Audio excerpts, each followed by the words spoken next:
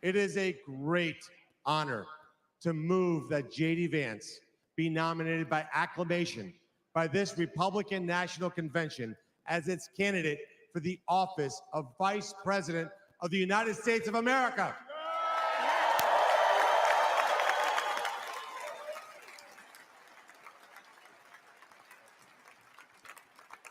Without objection, the previous question is ordered. The question is on the motion that Senator JD Vance be nominated by acclamation. All those in favor signify by saying aye. Aye! All those opposed signify by saying no. In the opinion of the chair, the ayes have it, and the motion is adopted. Without objection, the motion to reconsider is laid upon the table.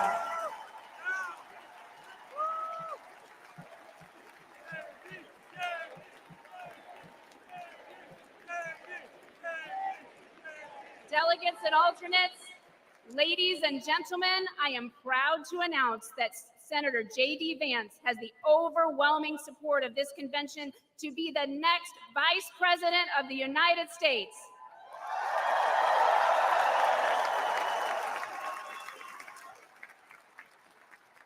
The chair is pleased to make the following appointments to the Escort Committee for Senator JD Vance, his vice presidential nominee. Usha Vance, thank you, and God bless America.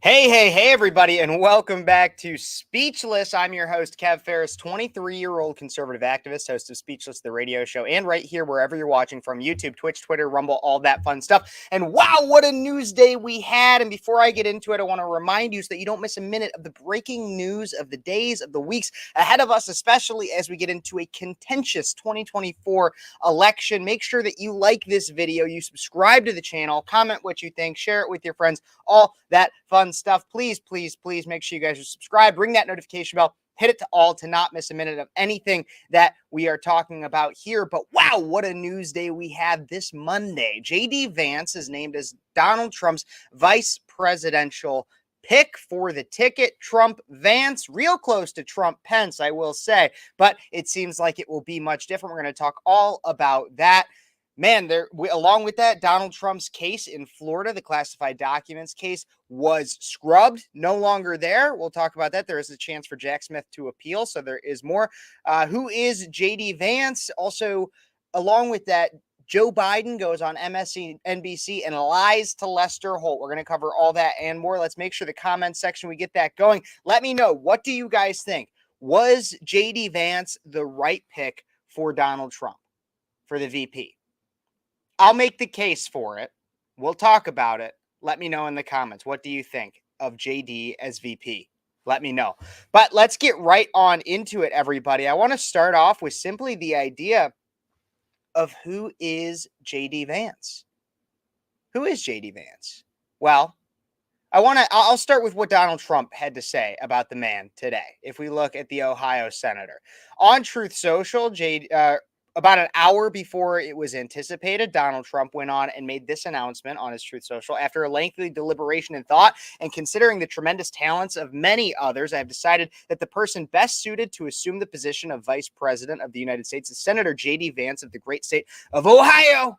JD honorably served our country in the Marine Corps, graduated from Ohio State University in 2 years, summa cum laude, and is a Yale Law School graduate, where he was editor of the Yale Law Journal and president of the Yale Law Veterans Association. JD's book, Hillbilly Elegy, became a major bestseller and movie as it championed the hardworking men and women of our country. JD has had a very successful business career in technology and finance, and now, during the campaign, will be strongly focused on the people he fought so brilliantly for, the American workers and farmers in Pennsylvania, Michigan, Wisconsin, Ohio, Minnesota, and far beyond. Man, what a guy. If we even want to know a little bit more about who JD Vance is, we could take a look easily at his own Senate campaign. When he ran for Senate just back in 2022, he released this video, and this is what many are calling exactly what we should be looking at when it comes to understanding who JD Vance is. Take a look and listen to this from JD Vance's Senate campaign. I wrote Hillbilly Elegy because I wanted to give people a sense of what it was like to live in a community like mine. I didn't think a whole lot of stories were told about white working class Americans. I didn't think a lot of stories were told about people who were struggling with some of the problems we were struggling with, joblessness, drug addiction, and so forth. And I thought that I could tell a story that would make people understand my family a little bit better, and maybe in the process, understand the struggles of a lot of families in Middletown, the state of Ohio more broadly. JD carries where he came from everywhere with him. And he talked all the time about how much he loved Middletown and Ohio and his family. And he would tell me all of these stories about why it was the greatest place in the world. In his mind, this is the center of the universe. And that's one of the reasons that he was so enthusiastic about bringing his whole family back here. I am from Ohio. I grew up in this state. I left to join the Marine Corps, and I came back to build a business and to raise a family because we wanted to raise our family in a place that's beautiful, that has great people, and that has great values. And this is my home. I love this place and I care about it. These are his people. This is where he's from. These are the people who carried him through difficult times in life. And he really believes, and I believe that if he can get himself into a position to make a difference for them, he will.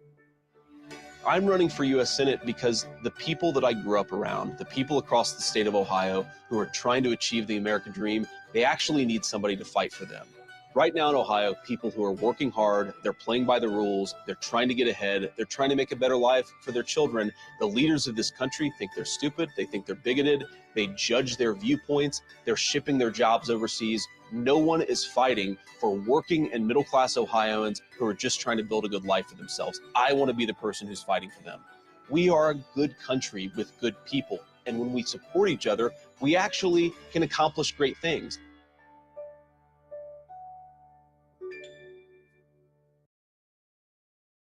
Absolutely riveting. Absolutely riveting. If you've been watching my show for a while, in most of the talks of who should the VP pick be, for much of the last few months in the conversation, I've been stressing the need for JD Vance. I've talked about it. I will defend it. I think JD Vance was the strongest pick. I will not deny the idea that some are claiming that it's a risky pick, and we'll talk about that. But I do think it is the best pick, not from a purely just political standpoint, but the best pick for the country and best for the longevity of the Republican Party and the Trump era of the Republican Party. And we're going to discuss so much more about that. I want to get it a little bit more first to who JD Vance is. Obviously, he talked a lot about there. He has a very loving and supporting wife. He has multiple children. His wife, by the way, is of, I believe, Indian descent. But we could take a look at about JD Vance from his own website. He is a United States senator. Will soon be that Senate seat will be vacant, and the governor of Ohio will be tasked with filling that seat. He was elected to the United States Senate in 2022 and sworn into office on January 3rd of 2023. JD was born and raised in Middletown, Ohio, a once flourishing American manufacturing town where Ohioans could live content middle-class lives on single incomes. Over time, many of those good jobs disappeared, and JD's family suffered the effects along with many others. Now, this is the thing. If you guys read or watched the movie of Hillbilly Elegy, which is the book was an autobiography or a memoir that was penned by Vance about a good significant part of his life up until just about his graduation from law school. But turbulence was common at his home and at school. His grandmother, called Mama, depends on how he pronounces it, Mama, was his saving grace. Her tough love and discipline kept him on the straight and narrow. A Blue Dog Democrat, she owned 19 handguns and nurtured a deep Christian faith in herself and her family. She died in 2005, shortly after JD enlisted in the United States Marine Corps. JD went on to serve our nation in the Iraq War, then graduated from the Ohio State University and Yale Law School. He wrote a best-selling book, as I just mentioned, Hillbilly Elegy, which turned into a Netflix movie. He also started a business dedicated to growing jobs and opportunity in the American heartland. JD believes Ohioans deserve better, and he aims to fight for it in the United States Senate. That's what he did just for a little over a year now, about a year and a half. And now he will be our vice presidential candidate and likely our vice president, assuming Trump wins come November. Now, a lot of this understates what JD went through, at least in his book and pictured in the movie. His mom was addicted to drugs. The reason why his grandmother was so influential in his life is because his mother was addicted to drugs. His father not present for most of his life. JD Vance had to go through a lot to get to where he was, to where he is. He lives a relatively relatable life.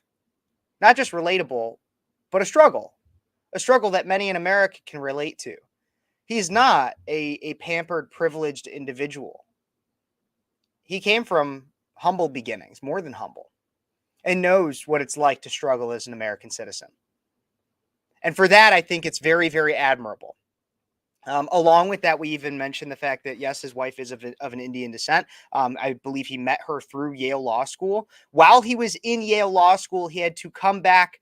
He was at Yale on the East Coast, and he had to come back, I believe, to Ohio to help his mom struggling with her drug addiction. This is a devoted son, a devoted husband, a devoted father, a devoted Christian. Not just Christian, actually. For anybody who's like me out there, he's also a devoted Catholic. So if you got your cross on out there, like me, he was a Catholic convert in 2019 prior to his run for United States Senate. So pray for JD Vance, and it's absolutely beautiful to see him and a Catholic getting to that point of power. It's, technically Joe Biden is a Catholic, but it's nice to see a more practicing Catholic, an actual person who has a more devotion to his faith than the current president, be in the position that he is. But with this pick, I have been inundated, I will tell you, inundated with texts and questions from people that seem somewhat dissatisfied with this pick, that they think different things, they've heard different things in the media. And so I want to dispel those. If you have any, if this maybe wasn't your pick, if you were more on Tim Scott's side, Glenn Youngkin, Marco Rubio, Kristi Noem, any of the other names floated, or anybody else under the sun, and you want to ask me why Vance is a better pick, I will give you that answer. Let me know in the comments. I absolutely would like to give you that answer. I do want to say that the MAGA War Room was quick on getting onto this. They might have had multiple of these made, but while I get ready to discuss and to debunk some of the misconceptions that are being spread about JD Vance, I will share with you guys this quick clip. Take a look and a listen right here. Sorry to keep you waiting. Complicated business. Complicated. JD Vance. JD. This guy turned out to be an absolute star. He's a great senator and a real fighter. He's a former Marine and a Yale-educated lawyer. He's a great student. JD knows how important it is to have leaders who put America first. He'll bring the toughness and intellectual firepower we need to champion our movement. He will fight for strong borders, fair trade, jobs, and he will be tough as you can be on crime. A truly MAGA all-star. Make America great again. He's an all-star. He absolutely is an all-star. That's JD Vance for you. Absolutely amazing. I love to hear it. I'm making sure I still get all these things pulled up, but I'm so happy I was able to share that with you guys because that got me hyped. That got me hyped for JD Vance. And like Donald Trump said, an absolute all-star. And I'm going to tell you exactly why. Now, like I said, I was getting inundated with texts, and I saw different things on social media of concerns that some might have with JD Vance as the vice presidential pick.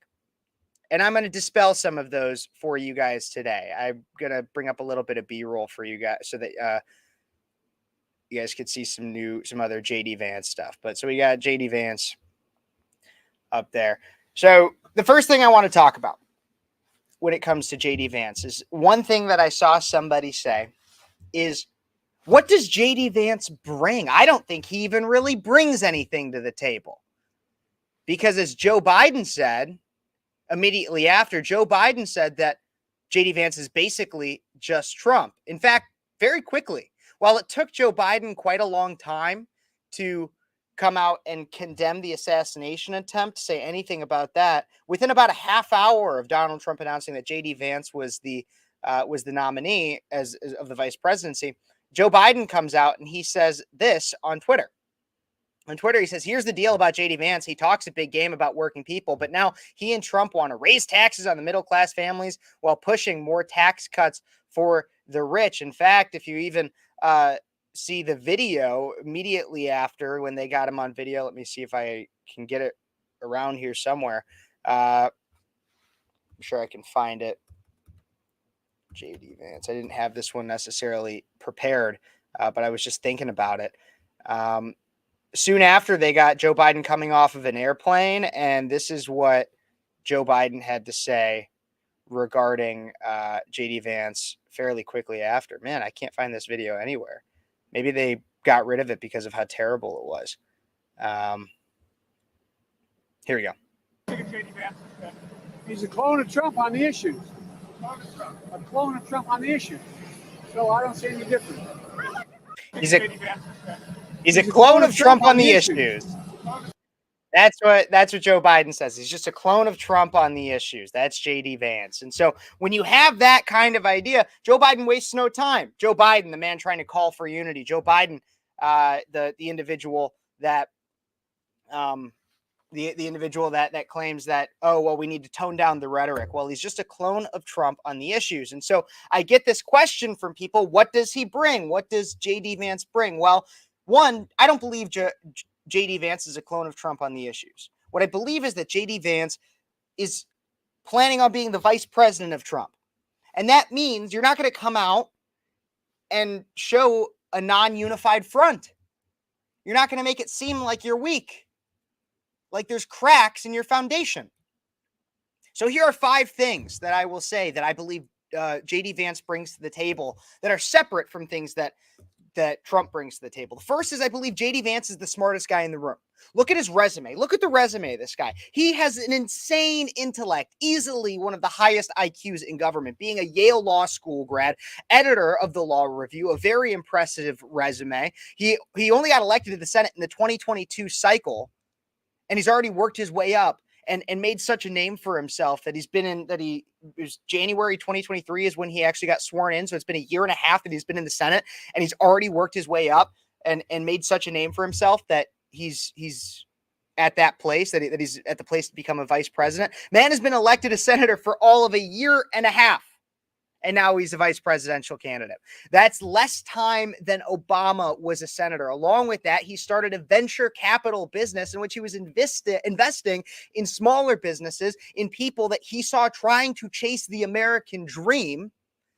And with that, this is a bonus point in here, not one that I was going to bring up really, but because it's not the most important thing that JD Vance brings to the table. But JD Vance has great relationships with mega donors, one of which is Peter Thiel, who was already a Trump donor. So it's not like he really brings Peter Thiel to the table, but Peter Thiel being a very wealthy individual. So JD Vance brings not only his intellect, but money to the table too. Number 2.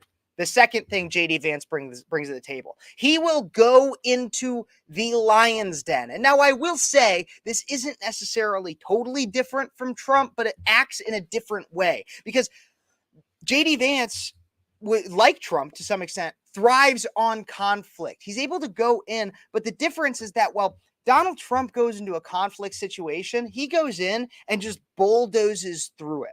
The way JD Vance handles it is a little bit different.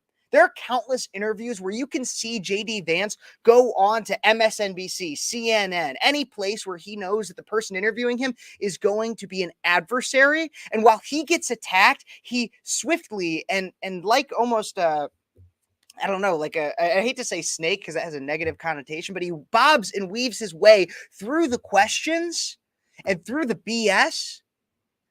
And while at the same time tying up his opponent and backing them into a corner like a very intelligent lawyer. And here's just a perfect way or perfect example to show that. This is CNN just back in May of this year, in which JD Vance does exactly that while he's being questioned by a CNN anchor. Here's this. Standard. And look, Kaylin, I know you're worried, and I think justifiably so. This isn't about me, threats Senator. to I'm American... asking questions about you and how look, you would feel about this. I'm trying to answer the question. I appreciate if you let me. we know that there are threats to American democracy. I think the biggest threat to American democracy, Caitlin, is that the Biden administration is trying to prevent Donald Trump from campaigning and taking his case to the American people, even as they hide their own candidate. That's presiding over that case. The Biden administration is not preventing Donald Trump from campaigning. He just did two campaign events tonight. This is a really important point, Caitlin. Who is the number 3 person from the Biden Department of Justice who went to work for the New York prosecutor just months before he brought this case against Donald Trump? You can't have people moving from the Biden administration to prosecute Donald Trump in New York and say it has nothing to do with the Biden administration, especially when the judge is the Biden administration donor. To local DA's offices all the time. That's not that unusual.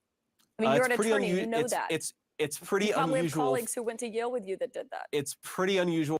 See, he comes in with facts against it, and he will fight back against the anchor. He does an amazing job of this in countless interviews, and that is just another example of how he can be a great VP. He will be out there defending not only Donald Trump, but the Republican Party on a daily basis. He's not going to be quiet sitting in the back. The third thing is his Midwestern and Appalachian ties. Look, Donald Trump is an East Coast boy through and through. And while he lives in Florida now and seems to have a great base and rally in Florida, he is a New Yorker, a brash New Yorker.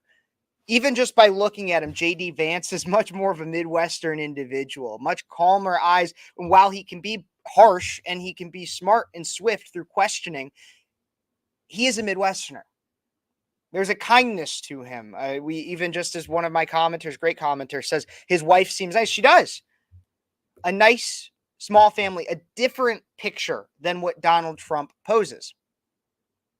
And if you guys know anything about what's going on in this election cycle, and if you also look at the Truth Social post from Donald Trump earlier, then we could see, and I could bring it back up actually right here.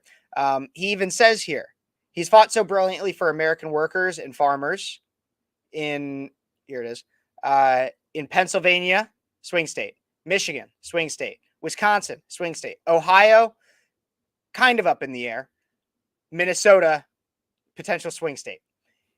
That is what Donald Trump brought him on for. That is a big part of it, is to win over some of those swing states, some of those Midwestern swing states. And so that's exactly what that's a huge part of it, is his Midwestern ties. That's a huge part of it. And then I want to play with identity a little bit more. Once again, what does he bring to the table that Donald Trump doesn't? Consider this. Donald Trump is not necessarily representative of the American dream. And while he's found a way to relate a lot with Americans, Donald Trump lives one of the least relatable lives from birth to now compared to anybody. He's lived a life of luxury. And while, yes, he's worked, I'm not denying the fact that he's worked hard. He's never really had to go without. JD Vance has. JD Vance had struggled. JD Vance came from difficult beginnings. JD Vance, even in his own book and movie, talks about a time in which he was smoking pot with the bad crowd, and his grandma pulled him out of that. He could have gone a very, very poor route, a route of many Americans that led to further drug addiction and basically just being a good for nothing, ne'er-do-well. But instead, now he's a United States senator and becoming the vice presidential candidate for one of the two major parties in America. Look, he lives an American dream. Humble beginnings to one of the highest offices a person can hold. It's something for people to look up to. And while many people want to play the identity politics game, there's many people out there that are like, oh, well, he should have picked Tim Scott because that's a good representative of the black community. And we should have a black guy because that's the way that identity politics works. That's what we're supposed to do. Well, JD Vance doesn't do that because he's still one of the dreaded, evil, straight white men. He does have an Indian wife and biracial children. And so while I hate playing the identity politics game, he represents the American dream, and his family does too. His family represents a more progressive America than Joe Biden's family does at all. Just saying. Now, number 5. The fifth thing that JD Vance brings to the table that Donald Trump doesn't, that Donald Trump needs, is age. JD Vance is 39. as I mentioned, he was only in the Senate for a year and a half before being able or becoming the vice presidential candidate. While some people might argue that being in the Senate for only a year and a half is not enough time, look at Donald Trump. Donald Trump wasn't in politics really at all, besides the business dealings that he had.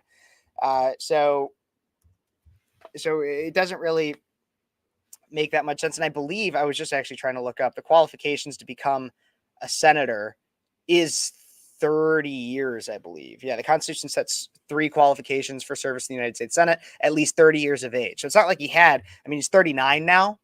So it's not like he had a crap ton of time to be a senator before, a little bit, but still. And he was doing a lot of other things previously in his life. He didn't need to necessarily, he was starting a thriving business. He didn't necessarily need to become a senator, but I'm digressing from the point. His age in general is such a focal point of this election cycle, with the majority of Joe Biden's campaign simply just being nothing about policy and instead just having to prove his competency as a candidate and his ability to survive through an election cycle, let alone another 4 years. Age is on the ballot. And I think that there's even something a little bit more to that too, that I'm going to get to in a brief moment. But JD Vance is 39 years old. Donald Trump is 78, so double his age. Joe Biden is 82. Correct me if I'm wrong in the comments. But with that, JD Vance is by far, and I believe Kamala Harris is in like her early 50s. I can Google it right now. Kamala age. 59. Yeah. So I was even being generous when I said in the 40s. Must have been some kind of surgery or something. But she's 59. So by far, JD Vance will be the youngest person in this race.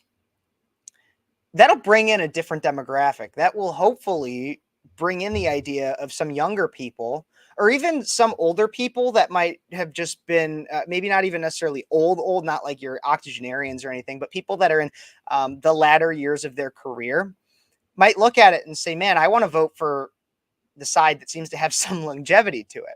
Somebody to pass the torch to. And that's what I think is so important. Many people, even myself, were very supportive of Ron DeSantis in the primary. And a big factor of that was his age.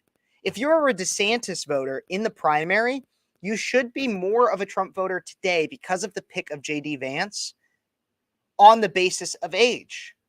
And on the basis that many were saying Trump needs to pass the torch and it needs to be to somebody younger, somebody who can carry out further conservative policy and bring the Republican Party into another generation. JD Vance does exactly that.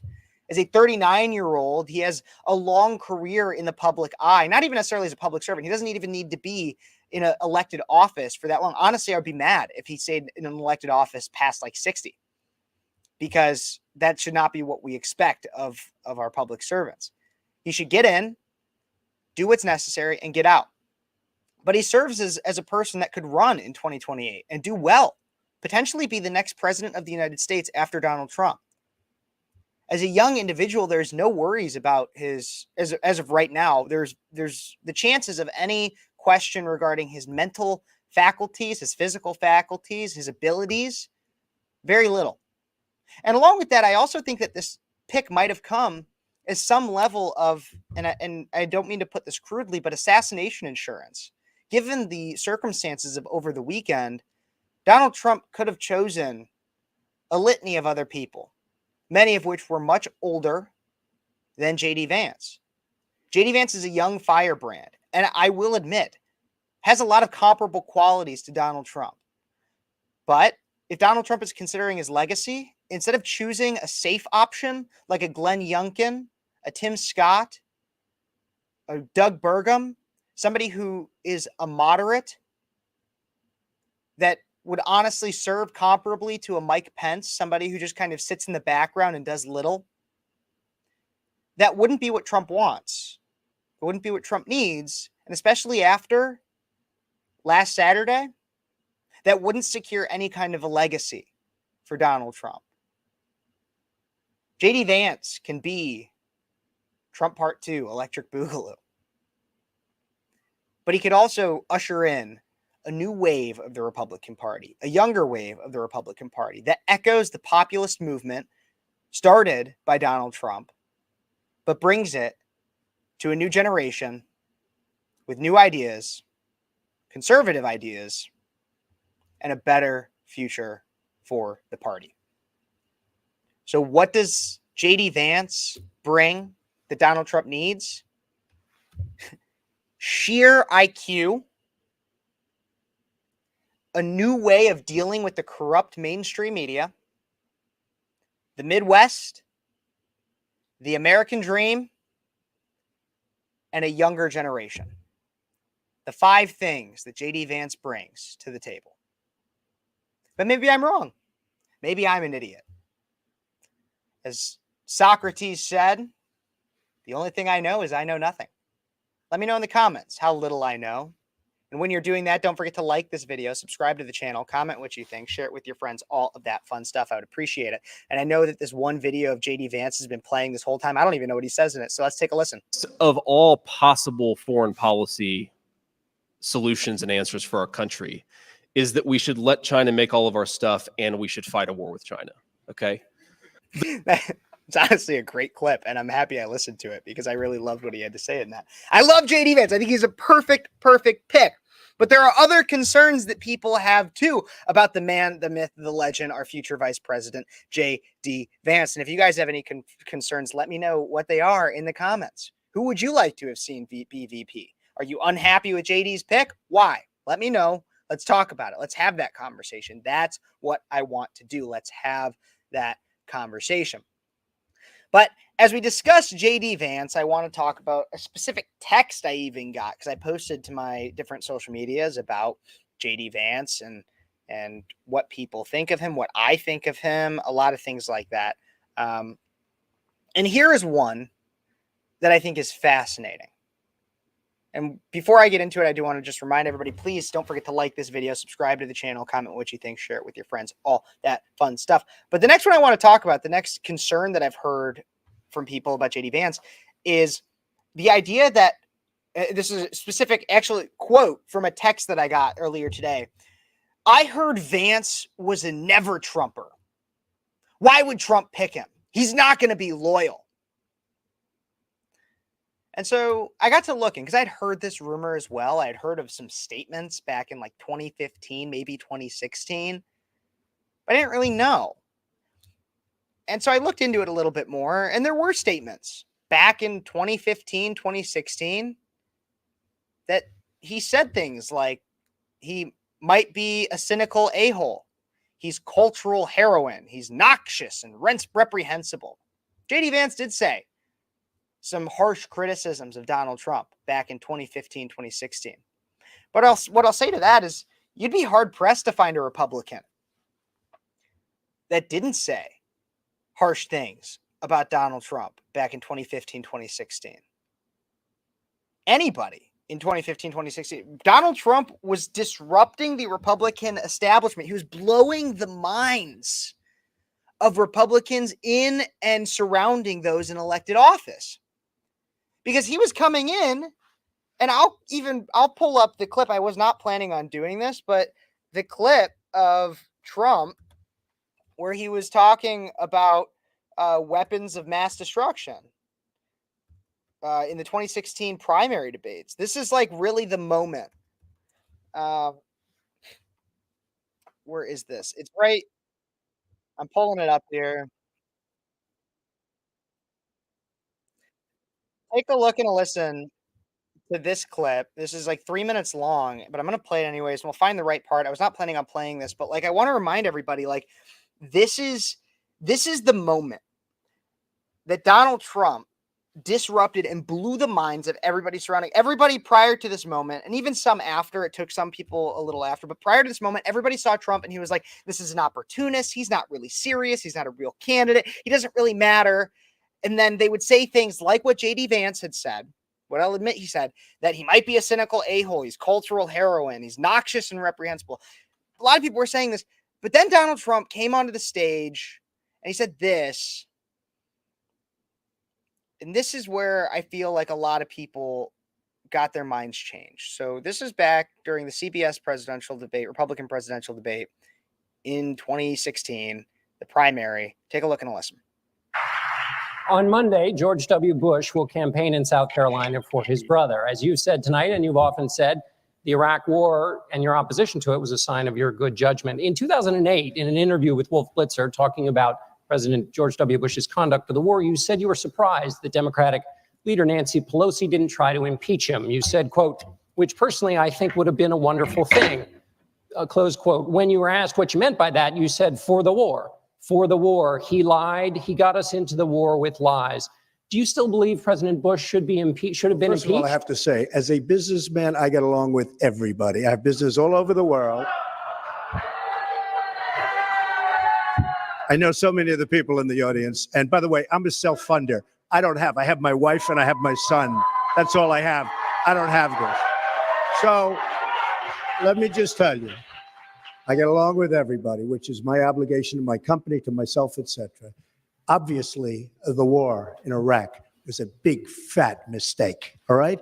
Now, you can take it any way you want, and it took Jeb Bush, if you remember at the beginning of his announcement, when he announced for president, took him 5 days. He went back. It was a mistake. It wasn't a mistake. Took him 5 days before his people told him what to say, and he ultimately said it was a mistake.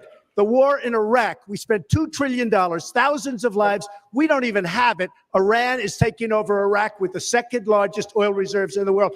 Obviously, it was a mistake. So George Bush made a mistake. We can make mistakes, but that one was a beauty. We should have never been in Iraq. We have destabilized the Middle East. But so you still think he should be impeached? I think it's my turn, isn't it? You do whatever you want. You call it whatever you want. I want to tell you, they lied. Okay. They said there were weapons of mass destruction. There were none, and they knew there were none. There were no weapons of mass destruction.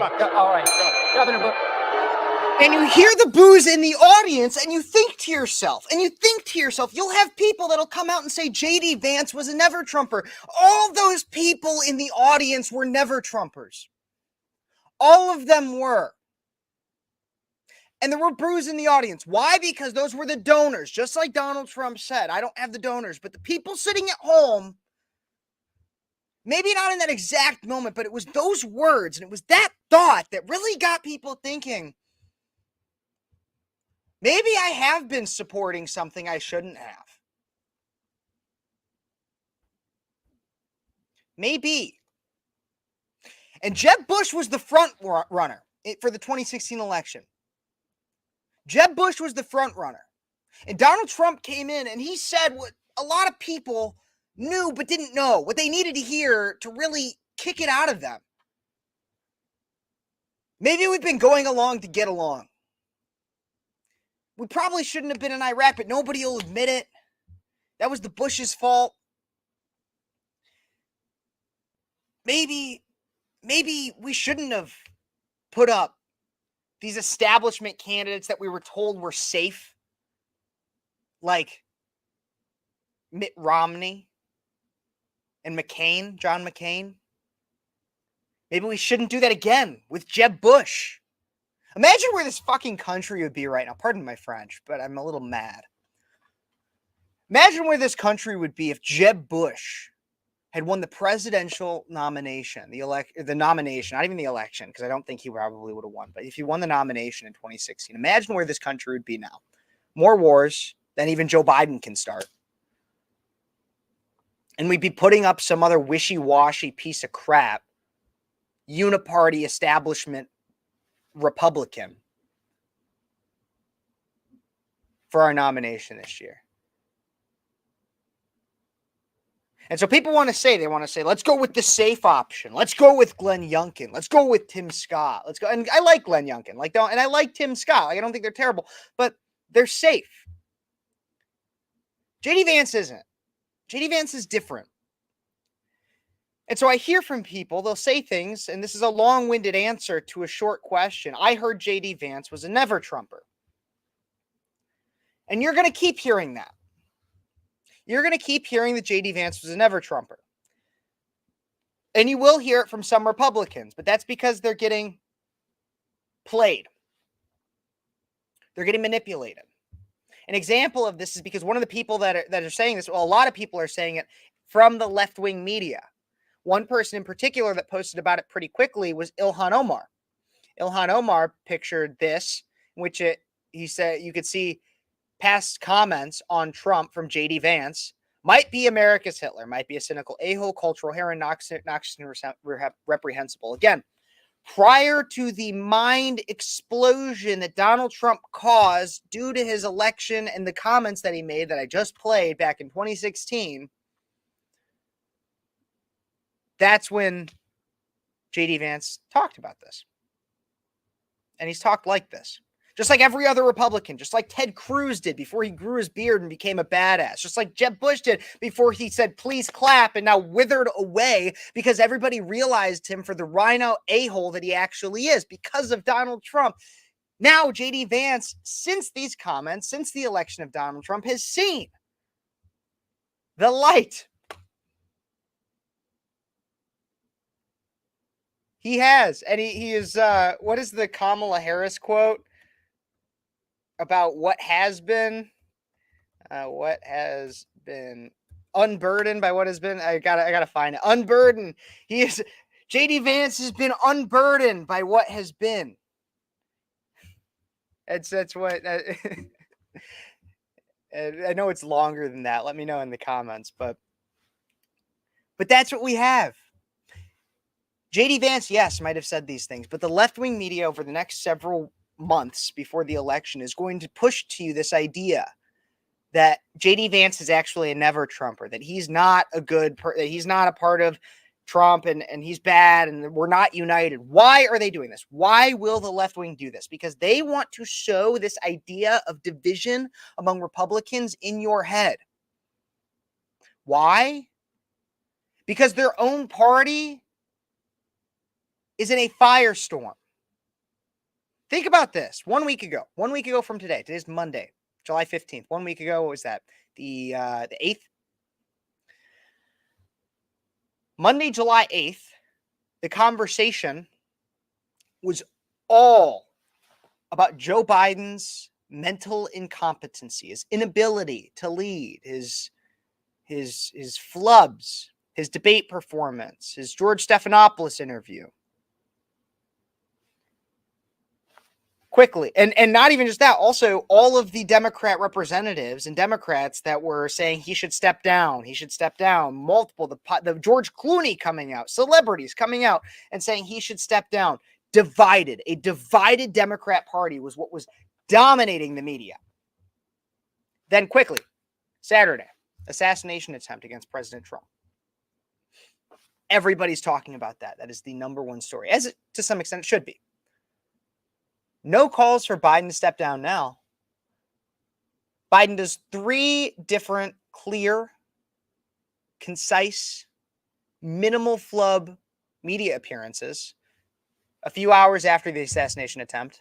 One Sunday midday to announce his Oval Office appearance, then his Oval Office appearance. All of which were just a couple minutes, less than 10 each, where he could stay focused long enough to get the words out. And to look competent enough, just enough. Stay just enough competent. So that now nobody's really talking as much about him stepping down. He's the presumptive nominee. So what they're going to do now is they're going to pretend to be united. They're going to act like Joe Biden. They're going to keep Joe Biden not in the basement, but allow him just enough. Those 3 to 7 minute quick bites so that they can just show just enough that, yeah, he's okay enough, just enough. And they're going to pretend to rally behind him, while at the same time telling you that JD Vance is a never Trumper to try to sow division in our party in a last-ditch effort to try to salvage what they can of a Titanic-level sinker. So when you hear somebody say, JD Vance is a never Trumper, he said some things about Trump back in 2015, you say, I don't care. I'm voting for the convicted felon. And the 39-year-old whiz kid from Ohio That's what I'd say. But maybe I'm wrong, as I'll always say. And not to mention the fact that if you guys want, like, because I could say that all I want to. You want to see, like I said earlier, he'll go on to CNN, MSNBC, and he will do an amazing job. And here's just an example of him doing so to defend Donald Trump. Here's this one.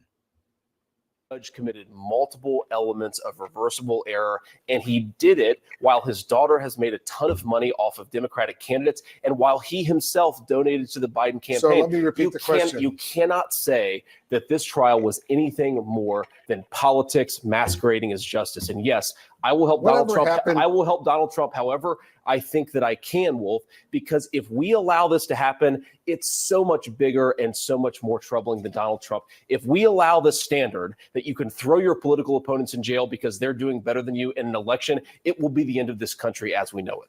This judge committed multiple elements of reversible. So exactly. I mean, we see he will go out and defend Trump. Is that the guy that thinks Trump is noxious and all these other things? No. So what? He criticized Trump one time. I've criticized Trump before, not necessarily that harshly, but I have. So if you're going to come out and be like, the other thing too, is if you were a Trump supporter and you're like, well, I don't love the fact that he picked JD Vance because I think that he might be an ever-Trumper, blah, blah, blah. Is that going to stop you? Is that stopping you from voting for Trump? No? Then sit down, shut up, and listen. Take notes on what I'm about to say. JD Vance will be a great option to pass the torch along to. He will be a leader for the Republican Party, and he's somebody, frankly, that I look up to. So, and I'm not even getting paid to say that. So, and I would let you know if I was. But that's my 2 cents. What do you guys think? Don't forget to like this video, subscribe to the channel, comment what you think, and take notes because that's what I just said to do, and Demon Girl is doing it. So thank you so much for that. I have some other things to cover here, so I'm going to get it up. Don't forget, like I said, to comment, and I'll cover your guys' comments. If you have other things that I should know about JD Vance that you think that I don't, let me know, because I could be totally wrong or not. I don't know. But let me know in the comments. I always want to know what you guys think, so I'd appreciate it. I'm going to get into some other topics here. Let me kind of get some of them up here because we're going to talk a little bit more about. Obviously, there's also the RNC happening right now. We could actually go check in on that, see who's talking, what they're talking about. I will pull that up on screen. We will share my screen once we get through this ad, and we will see. I'm getting another ad here. We'll cover a little bit of the RNC, and then I'll have a few other topics to cover, like Donald Trump and the classified documents case and some others. It looks like this is Katie Britt, who I've had some choice words to say about her in the past, but let's see what she has to say today at the RNC in Milwaukee. Children and our nation. It is time to return President Trump to the White House. Yes. Republicans will put parents, families, and hard-working Americans first. With President Trump back in the White House, we will reawaken the exceptionalism of the greatest nation ever known.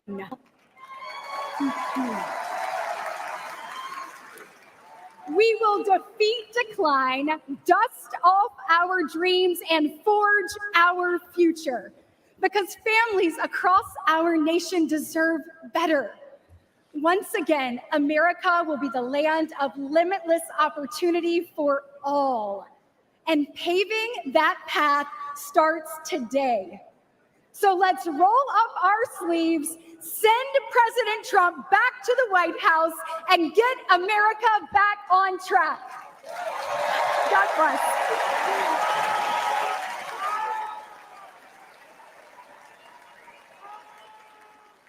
Ladies and gentlemen, please welcome United States Senator Tim Scott of South Carolina.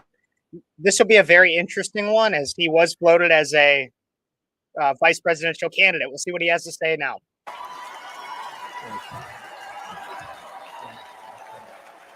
Wow. Wow. Wow. Wow. Thank you so much. Thank you. Hello, Milwaukee. Are you ready for 4 more years of Donald Trump? Oh, me too. Listen, if you didn't believe in miracles before Saturday, you better be believing right now.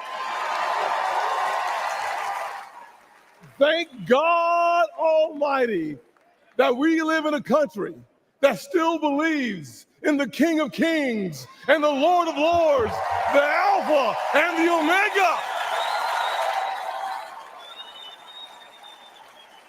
And our God still saves, he still delivers, and he still sets free. Because on Saturday, the devil came to Pennsylvania holding a rifle, but an American lion got back up on his feet and he roared. Oh yeah. It's a very good speech. He roared.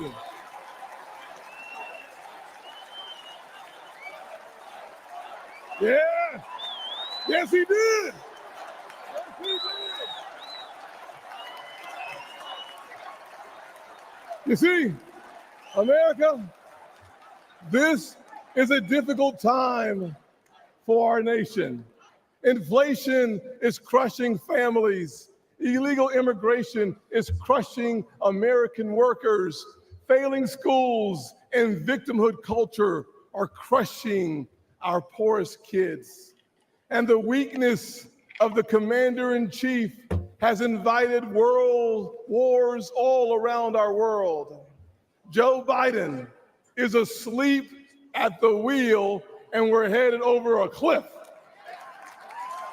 He's a very good speaker. A lot of conviction. We hear despair in the voices of a millennial couple raising 2 kids in a 1-bedroom apartment because they can't afford a house. We see pain on the faces of Gold Star parents because their commander-in-chief, Joe Biden, literally forgets their son died in uniform on his watch. America, we deserve better.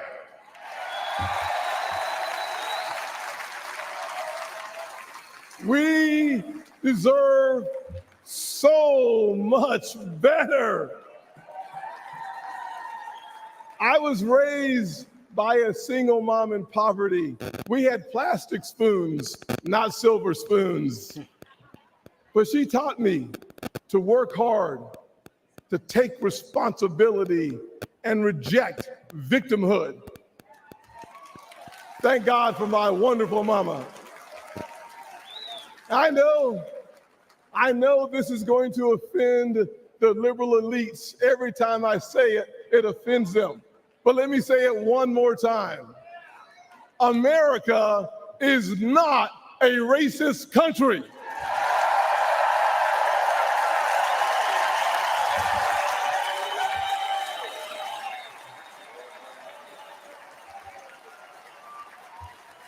No, we're not.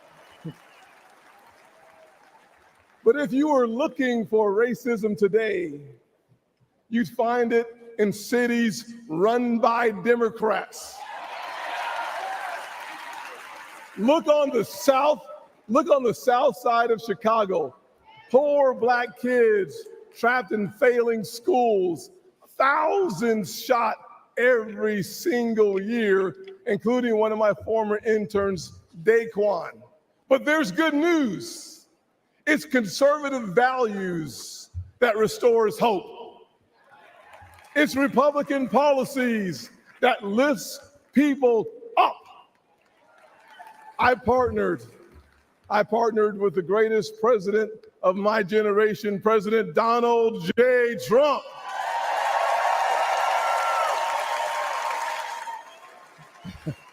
On the biggest tax cuts ever for working people and single moms, and opportunity zones for neighborhoods that need them most. But Joe Biden and Kamala Harris, they give illegal immigrants free hotel rooms while our veterans sleep on the streets. Disgusting, disgusting. Trump secured our border once, and Donald Trump will secure it again.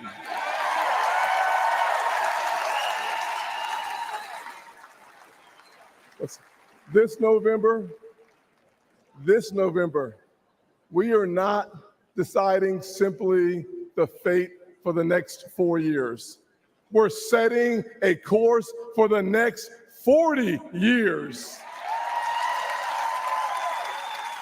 I see our heartland filled with huge American factories, powered by abundant American energy, building what America needs, creating generational wealth for blue-collar workers. You see, we are the Republican Party of Frederick Douglass and of Abraham Lincoln, of Ronald Reagan and Donald Trump. But we, 4 more years. I love it.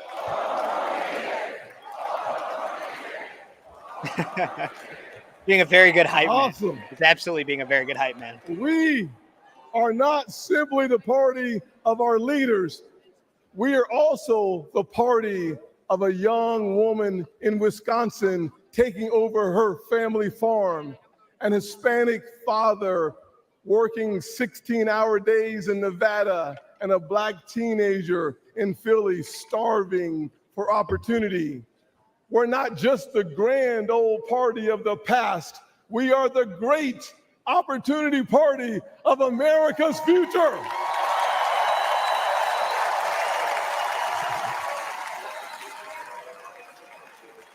And there's only, hear me clearly, and there's only one person who can make that vision a reality: Donald J. Trump. God Wheel of bless Fortune. America. I know they're about to come on with somebody else. We'll see who that is. But I want to react to that briefly. I think Tim Scott always does a very good job of being a great hype man. And he does that constantly throughout. I want to point out the fact, and this is a constant criticism I have of him, is he relies heavily on the idea of his race and playing the identity politics card in what he has to say. While I think he did a better job of it this time, not necessarily blatantly just coming out and being like, I'm a Black politician in the Republican Party, and these are all the issues of Black people. He did do that in a more subtle way. And while I understand kind of the necessity of it in some way, because that's the way that some people might listen, is you could say the exact same things. I could say the exact same things he does, which are factually true, and people might not listen simply because of the color of my skin. I hate having to play that game. Facts are facts, and it shouldn't matter who says them.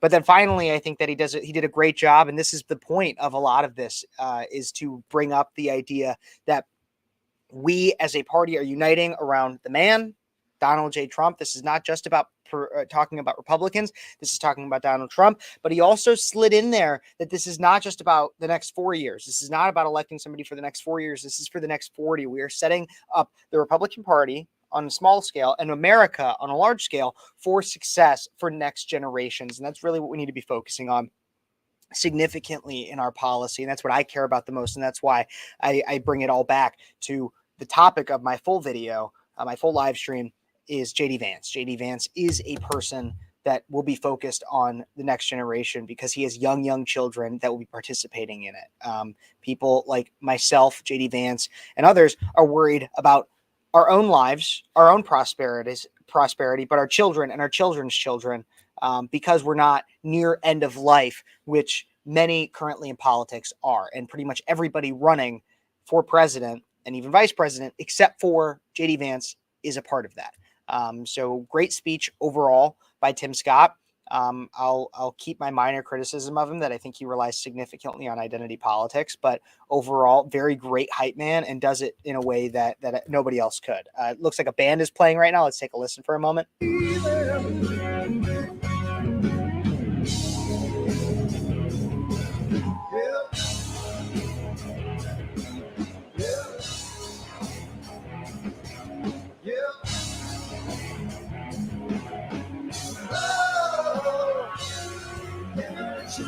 I love that song. It's Let Your Light Shine Down. There's a great version of it, Dolly Parton. That's what I would recommend everybody listen to, but great song. Heavily recommend it. But that's our check-in with the RNC, everybody. Now I want to get into, when we talk about JD Vance, I want to react briefly to some of his most viral moments, instances in which he shows the kind of leader that he is. That JD Vance is an absolute leader, and he's been on the debate stages. He's gone up against, and this is what I want you guys to think about, is how he will be going up against, and even Kamala Harris has already agreed to it. He will be going up on the debate stage against Kamala Harris. And think about this. Kamala Harris is a low IQ individual. The way that she got where she was verifiably is, well, it's verifiable to come to this conclusion. I have to say allegedly for legal reasons, but due to her affair with Willie Brown, her verifiable affair with Willie Brown, that got her to where she was, that kickstarted her career. And she never really, she's also relied significantly on her race and her gender, constantly playing those up for hopes in reward for simply her identity and not any kind of anything else. JD Vance, on the other hand, is the evil straight white male, also coming from an impoverished background, has had to work twice as hard to get half as far. And so much so is because of his incredible intellect. And so here are some highlights of that incredible intellect as presented by the Daily Caller. As I always want to remind you guys, if you guys like this content and you want to see more of it, don't forget to like this video, subscribe to the channel, comment what you think, share it with your friends, all that fun stuff. Let's get to this. The thing the media and Congressman Ryan, they talk about this all the time. The thing they never mentioned is that poor girl was raped by an illegal alien, somebody that should have never been in this state in the first place. When the media and people like Tim Ryan accuse me of engaging in the great replacement theory, I'll tell you exactly what happens, Tim. What happens is that my own children, my biracial children, get attacked by scumbags online and in person because you are so desperate for political power that you'll accuse me, the father of 3 beautiful biracial babies, of engaging in racism. We are sick of it. You can believe in a border without being a racist. You can believe in the country without being a racist. And this just shows how desperate this guy is for political power. And I want to point out that one, because I think that's a really important one to watch when he talks about race and the idea of race, because what Kamala Harris on the debate stage will bring up is the idea of race. It's one of the only places that she ever really thrives, and it's because she's so good at calling everybody else a racist, and her identity makes it seem like she has more credibility on that topic. She'll come out and say he's a racist sexist, and he will easily be able to defend against that, as he has a wife of minority descent and biracial children. And so so it shouldn't have to come to that. That's not the way politics should be. But we all know that Democrats push a disingenuous unity message, while at the same time, simultaneously telling us all that conservatives and Republicans are the most evil, racist, sexist, demonic people on the planet. And so he'll do a great job on the debate stage, easily rebuttaling that. It takes a special amount of gall to be from Joe Biden's political party and to complain about the fentanyl crisis that is ravaging not just Ohio, but the entire country, because it is Joe Biden's border policies that have invited this fentanyl into our country at record levels. It explains that wife, the word wife, is an example of the type of language that we need to eliminate. And I'm just asking if that's something you think is necessary or something you support. I'd have to give that one some more thought. Well, I would hope that the word wife is not something that or something that we can all agree is a reasonable vocabulary word that most Americans use in their daily life. It's not something that we need to eliminate.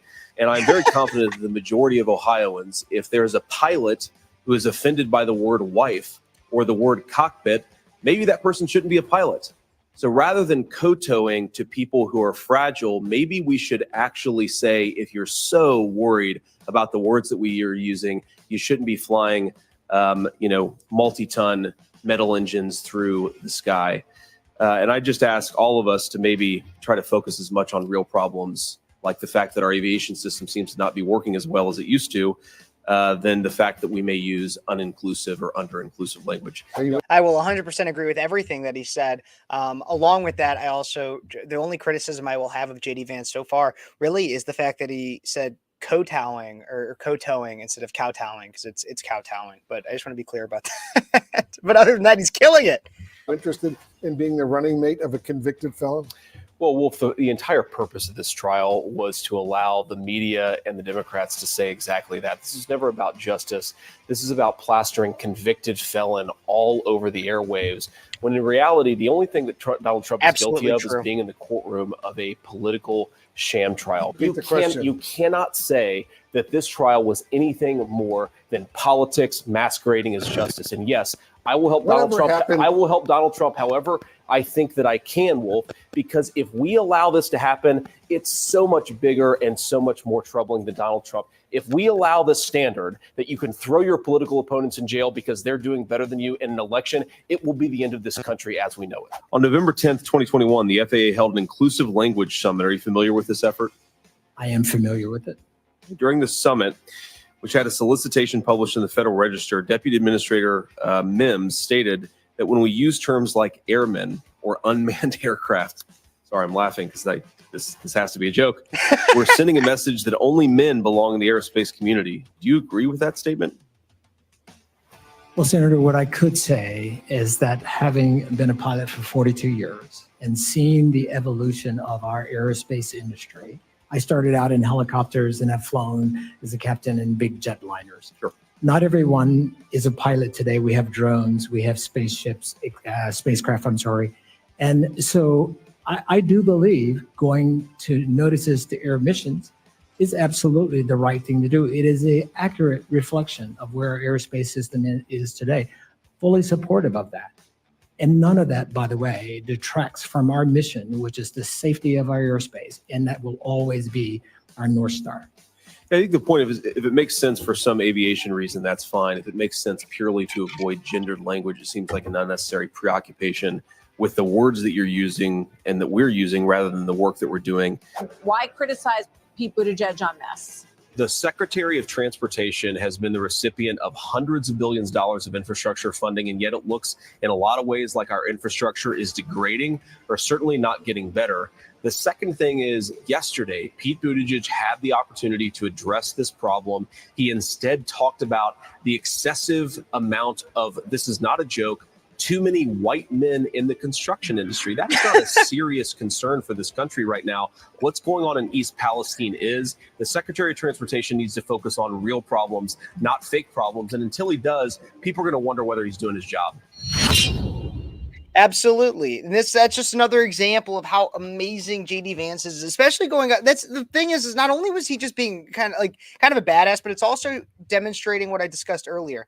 His extreme intellect, his ability to think on his feet, his knowledge of the facts, as well as his articulation, his ability to discuss and say things. I mean, even his, when he was talking about the idea of how they were trying to change the FAA code, while we have airplanes that are practically falling out of the sky, we have airlines focusing on hiring black pilots because they need to be more diverse. We have airlines that we have Boeing jets that have doors falling off of them. Maybe they're Airbus. I don't want to just get my head blown off for calling out Boeing there, pun intended.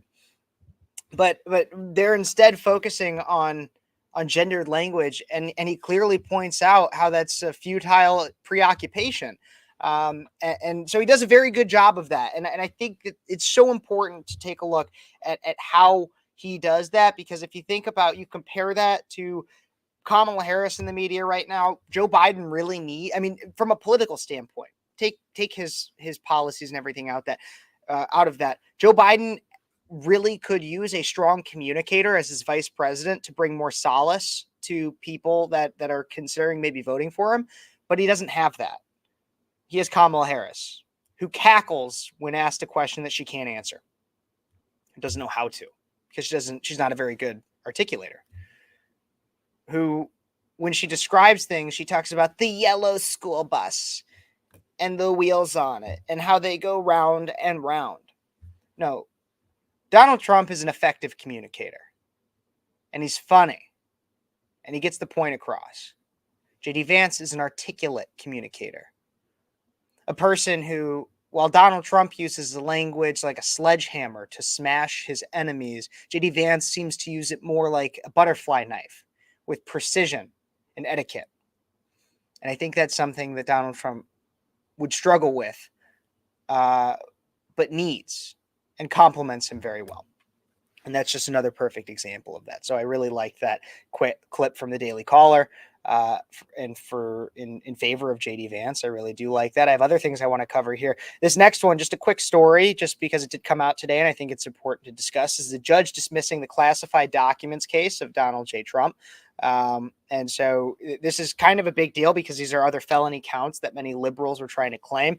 And the reasoning is interesting. And while it's not necessarily a win on the fact that they're pointing out the clear hypocrisy of this, it does give a huge middle finger to Jack Smith. So special counsel Jack Smith's classified documents case against former President Donald Trump was dismissed by the presiding federal judge in Florida on Monday. District Court Judge Aileen Cannon, who was nominated to her position by Trump, said Smith's appointment as special counsel was unconstitutional. The indictment is dismissed because special counsel Smith's appointment violates the Appointments Clause of the United States Constitution.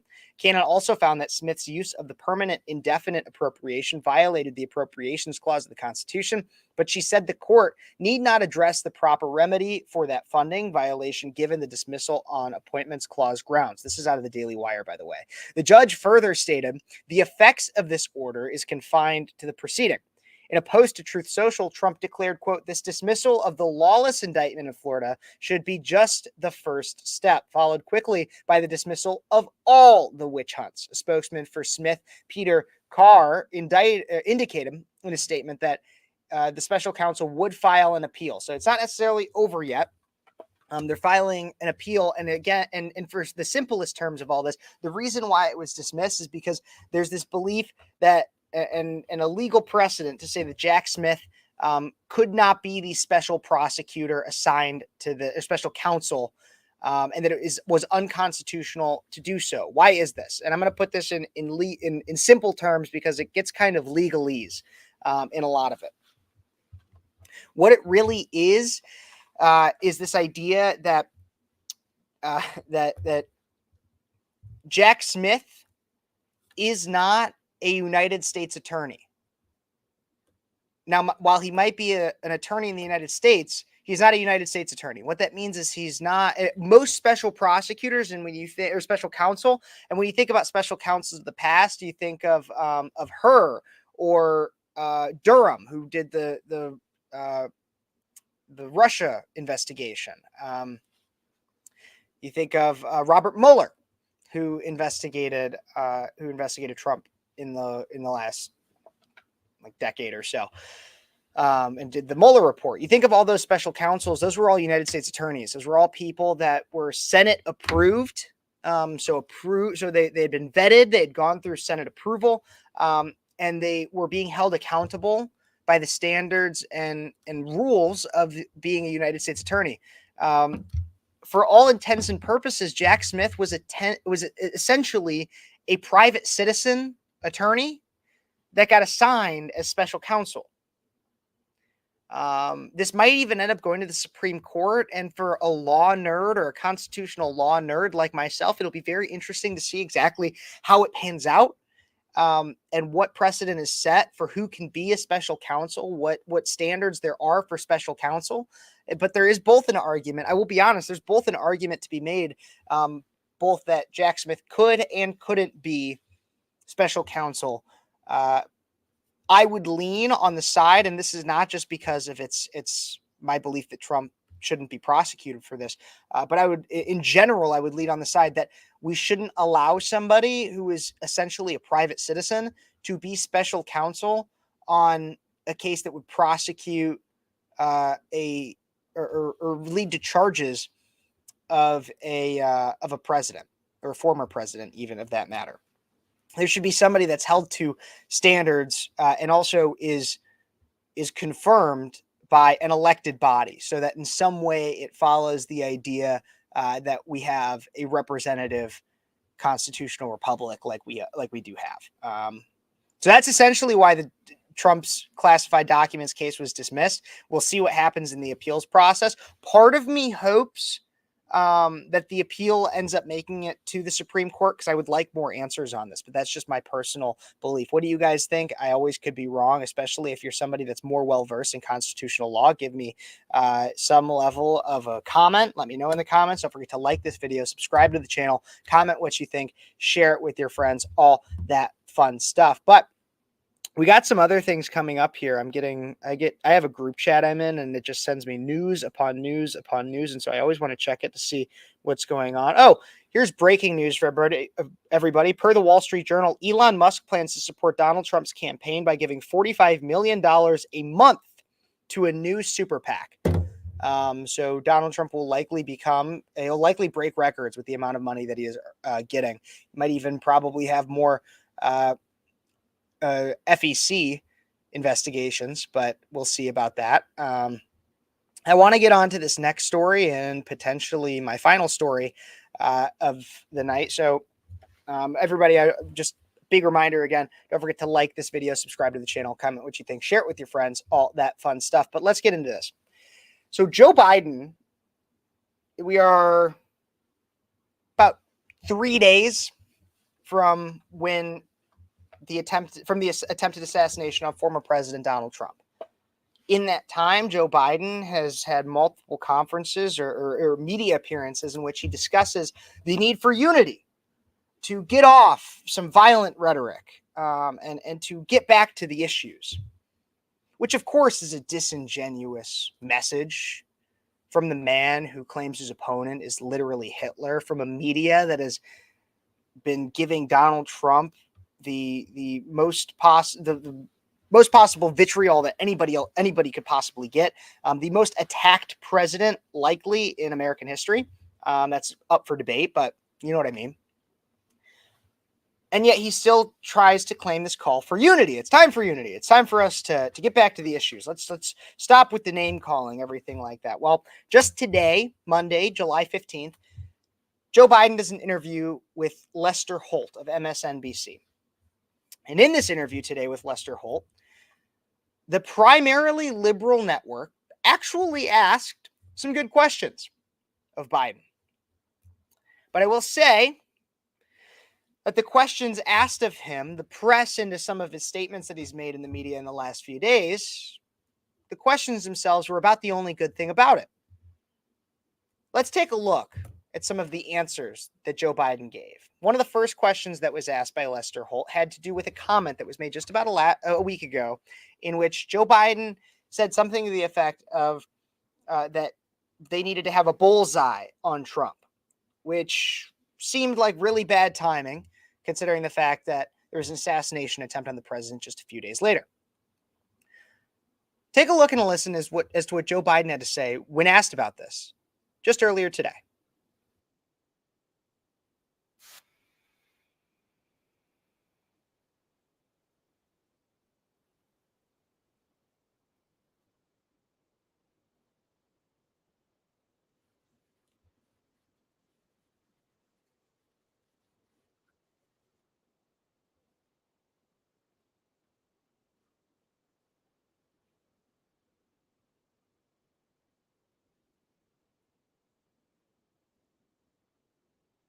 Nobody said crosshairs, Joe. Nobody said crosshairs. Nobody brought that up. You did. You did. Somehow he was able to make it even worse in that moment. But that's our president right there for you guys. The guy that's trying to show you that he is mentally competent to be president. That's exactly what he does right there. Fascinating. Fascinating. But that's not the only instance. The idea of violent rhetoric has come up a lot. Joe Biden in multiple appearances saying we need to calm it down. We need to unite. We need to calm it down. We need to calm it down. And a lot of people have kind of just assumed that part of what he's talking about is threat to democracy, literally Hitler, fascist. He's going to destroy America, blah, blah, blah, blah, blah. He hates women. He's going to send America back into the Stone Age. He's going to bring slavery back. Like literally everything under the sun, they've said Donald Trump will do. And that's what a lot of people kind of assume, like, oh, that's what he must be talking about. We're going to kind of tone that down. We're going to get it back to the issues and have it that. But instead, no, he doubles down on that. It's just fascinating exactly what our president tries to say and do. Oh, the sound wasn't on. Thank you very much for letting me know. I will play that now so that that first one can be heard. Here's this.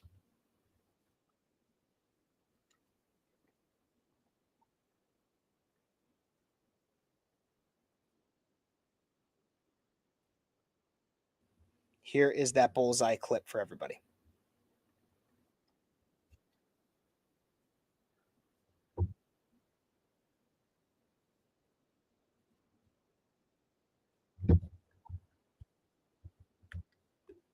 Oh, must not be the right one. I'm very sorry. Man, this is what happens when I produce my own show. Let's get this other one up here. Show this tab instead. Here we go. You called your opponent an existential threat on a call a week ago. You said it's time to put Trump in the bullseye. There's some dispute about the context, but I think you appreciate that. I didn't say words matter. crosshairs. I was talking about focus on. Look, the truth of the matter was, what I guess I was talking about at the time was there's very little focus on Trump's agenda. Yeah, the term is bullseye. It was a mistake to use the word. I didn't say crosshairs. I meant bullseye. I meant focus on him. Focus on what he's doing. It's our mentally stable president for you guys there, as I said earlier with the bullseye comment. But let's take a look and listen to the next clip now, where he discusses violent rhetoric. But oh no, it's not his fault. It must be Trump's. Take a look and a listen here. Have you taken a step back and done a little soul searching on things that you may have said that could incite people who are not balanced? Well, I don't think, look, how do you talk about the threat to democracy, which is real, when a president says things like he says? Do you just not say anything because it may incite somebody? Look, I have not engaged in that rhetoric. I have not engaged in that rhetoric. Remember that.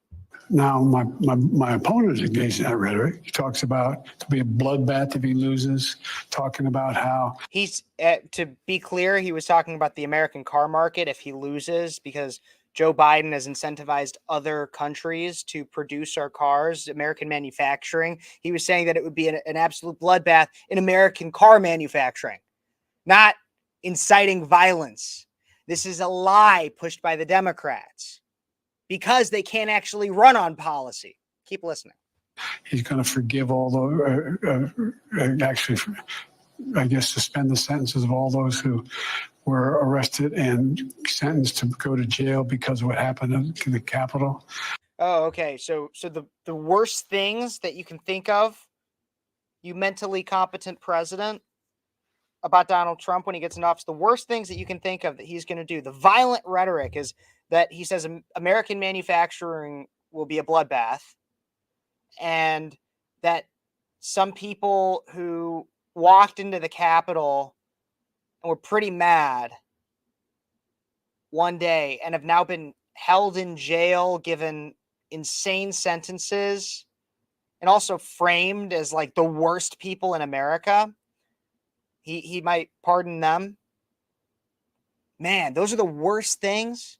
What about basically allowing an open border for which we have millions of undocumented, illegal aliens coming in, and tons of them are committing crimes as little as petty theft and as large as rape and murder?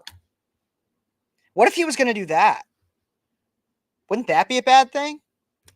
But I digress. I want to go back to the point of which he says that I have not engaged in that rhetoric. I have not engaged in that rhetoric. Well, frankly, Joe, that's an absolute lie. And I could come up with a lot of different examples. I could come up of examples that are not just Joe, that are of people on the left. But I want to stick to just Joe. Let's stick to just Joe. Here are two examples of Joe saying or engaging in that rhetoric. I'm going to start with this one right here. This is when the Dark Brandon era occurred. Here's this. Too much of what's happening in our country today is not normal.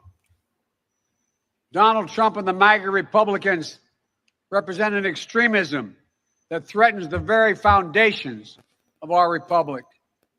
Too much of what's happening in our country today. Trump and MAGA extremists threaten the very foundation. Look, I get it. You're going to hyperbolize, but to say that you haven't engaged in that rhetoric is honestly false. Take a look and listen to this one, in which he says that Trump, and that one, okay, maybe one time saying their ideology threatens, which is not what he said. He said Trump and the MAGA extremists. He's not even saying their ideology or their ideas or anything like that. No. He said the people themselves are a threat to the foundation of the country. But let's let that one side. Let's say, okay, you're being hyperbolic. It's a political speech, whatever. What about this one? Echoing the same exact language used in Nazi Germany.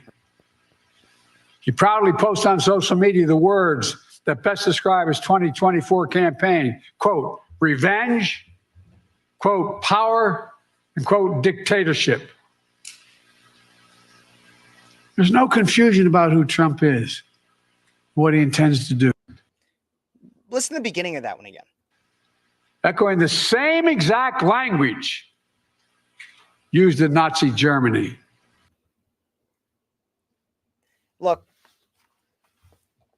I know that at some point Biden in multiple times has made allusions, and this is just another perfect example that Trump is basically Hitler. And this is exactly what's happening. And this is why I say, and while I don't want to negate any of the blame of the individual that actually attempted the assassination on Trump, I want to be clear. When you stoke this level, because the violence, the political violence is not just the assassination on Trump. I was assaulted by physically assaulted, battered by a professor at my university for supporting populist ideas that Trump also represents. I know other people, it's not just me. Other people were assaulted, physically assaulted and battered by liberals on their campus. Tables flipped over. This is not a new thing. I've been called a Nazi brown shirt, a fascist. I've had death threats made against me through text messages that are screenshotted and sent to me so that I can be vigilant. Political violence is not isolated to the assassination attempt against Trump. And it's this kind of rhetoric that leads to that. Because if somebody hears that and says, oh, well, MAGA extremists echo the ideas of Nazi Germany, then I, apparently, according to Joe Biden, am basically the new version of a Nazi brown shirt. And if I saw actual Nazi brown shirts, if I actually saw real Nazis, I would not treat them cordially. I wouldn't necessarily commit a blatant crime against them unless it was in self-defense, but I would make it known that they were not welcome in my general vicinity, that was not something I wanted to be around. And so when I get framed as that, which I'm not, if you listen to me, I am by no means a Nazi. And it's insane that I even have to say that. But if you listen to Joe Biden, I basically am. But as we'll go back, you can hear Joe Biden believes this. One more time. He says, do you just not say anything because it may incite somebody? Look, I've not engaged in that rhetoric. He's not engaged in that rhetoric. In fact, it's Trump's fault, which I believe there's a term in the left that they often use. It's victim blaming. And that's what our octogenarian, hospice needing, weekend at Biden's president has to do. Just days after the assassination attempts and his hollow calls for unity and to tone down the rhetoric. The rhetoric that apparently he isn't using, despite the fact that he compares his opponent and his opponent's supporters to Nazis. But maybe I'm an idiot. Maybe I'm an idiot. Let me know in the comments. Don't forget to like this video, subscribe to the channel, comment what you think, share it with your friends, all that fun stuff. And that's all I got for you guys today. And I hope you enjoyed everything that I had to say. I hope, and if you didn't, let me know in the comments. I'm always open to criticism because I can take it. And so I'll read it sometimes. And if I think it's worthy and you actually seem to actually have thought about what you said, I'll respond to it. And if it seems like you didn't think about what you said and you just said something stupid, I might still respond to it, but I'll just call you an idiot. That's what you probably are. But in the meantime, check out some of my other videos. I'd really appreciate it. And tune in. Like, subscribe, share, comment, ring that notification bell, all that fun stuff. God bless you. God bless America. And until next time, you've been watching Speechless.